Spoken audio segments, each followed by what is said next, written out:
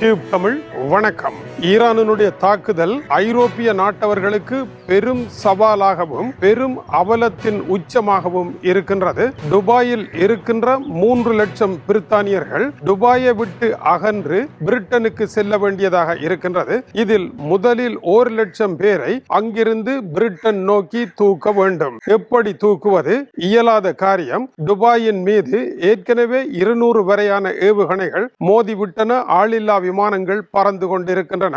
விமானங்களை இறக்க முடியாது. ஆகவே சவுதி அரேபியாவில் பிரிட்டனுடைய விமானங்கள் காத்திருக்கும். பிரிட்டன் பிரஜைகள் பாலைவன வழியாக துபாயில் இருந்து சவுதி அரேபியாவிற்கு வர வேண்டும். துபாய் டு சவுதி அரேபியா பாலைவன பயணமானது தனியார் வாகனங்களுக்கு பணம் கொடுத்து அங்கிருந்து வர வேண்டியதாக இருக்கின்றது. இவர்கள் சவுதிக்கு வந்ததன் பின்னதாக பிரிட்டனுக்கு ஏற்றப்படுவார்கள் என்று பிரிட்டன் அறிவித்திருக்கின்றது. அதேவேளை டென்மார்க்கை சேர்ந்தவர்களும் அங்கிருக்கின்றார்கள். அவர்களுக்கு முன்னரே இங்கிருந்து வெளியேறிவிட வேண்டும் என்கின்ற அறிவுறுத்தல்கள் இருந்தது. எனவே இப்பொழுது பாக்கெட்டில் இருக்கும் சொந்த பணத்தை போட்டு அவர்கள் பாலைவனத்தை கடக்க வேண்டும். பாலைவனத்தை கடந்த பின்னர் அதன் பின்னர் அவர்கள் பயணிக்கலாம் என்பது இதுவரையான நிலைமையாக இருக்கின்றது. இது மிகப்பெரிய மானிட அவலமாக மாறி இருக்கின்றது இந்த போர்க்களம் காரணமாக. பிரிட்டனுடைய வெளியுறவுத்துறை அமைச்சகம் கூறுகின்ற பொழுது 2வது உலக மகா யுத்தத்திற்கு பின்னதாக மிகப்பெரிய மக்கள் வெளியேற்றமாக இருப்பதாகவும் மத்திய கிழக்கின் நிலையாகவும் இருக்கின்றது. ஈரானை பொறுத்த வரையில் மத்திய கிழக்கை ஒரு சிறை கொட்டடியாக மாற்றி இருக்கின்றது. மத்திய கிழக்கிற்கு உள்ளே நுழையவும் முடியவில்லை. உள்ளே சிக்கப்பட்டவர்கள் வெளியே வரவும் முடியவில்லை. அனைத்து இடங்களும் தடைபட்டு கிடக்க ஈரானுடைய தாக்குதல்கள் நடைபெற்றுக் கொண்டிருக்கின்றன.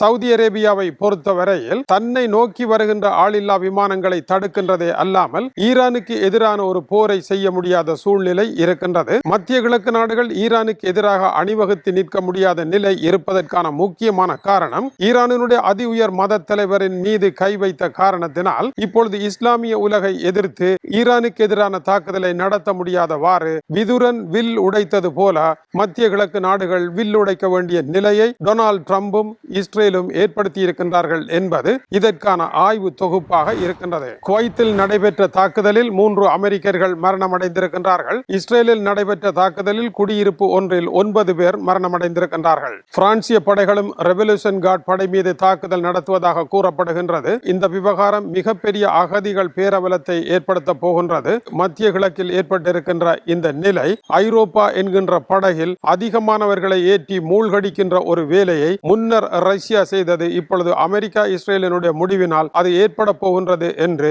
ஊர்சுலா ஒன் டர் லைன் நேற்று கூறியதும் இப்பொழுது சிந்திக்க வேண்டிய ஒன்றாக இருக்கின்றது. மேலும் இணைந்திருங்கள், சூடான செய்திகள் வந்திருக்கின்றன. அமெரிக்காவிற்கு உள்ளே இந்த தாக்குதல் தவறானது என்கின்ற முரண்பாடுகள் வெடிக்க ஆரம்பித்திருக்கின்றன. அந்த பரபரப்பூட்டும் செய்திகள் அடுத்த செய்தியில் வருகின்றன. இது டியூப் தமிழுடைய உலக செய்திகளுக்காக இலங்கை வடபுலம் யாழ்ப்பாணத்திலிருந்து கீசே துறை. வணக்கம் உறவுகளே.